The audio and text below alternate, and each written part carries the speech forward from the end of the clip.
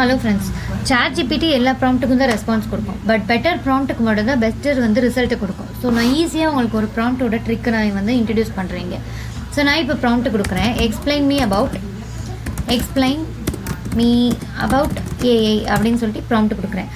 So இந்த ப்ராம்ப்ட்டை நான் எப்படி இம்ப்ரூவ் பண்ணுறது அப்படின்றத போன வீடியோ நான் உங்களுக்கு ஷேர் பண்ணியிருப்பேன். அதுக்கிட்டே ப்ராம்ப்ட்டை கேட்டு ப்ராம்ப்ட் எப்படி கொடுக்கணும் அப்படின்றது. இப்போ நான் இங்கே கொடுத்த ப்ராம்ப்ட்டுக்கு ChatGPT எவ்வளோ ரேட்டிங் கொடுக்குது அப்படின்றத நம்ம பார்க்க போகிறோம்.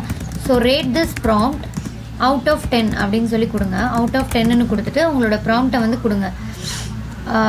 Explain me about A. So இந்த ப்ராம்ப்ட்டுக்கு ChatGPT எவ்வளோ ரேட் பண்ணுது அப்படின்றத பாருங்கள்.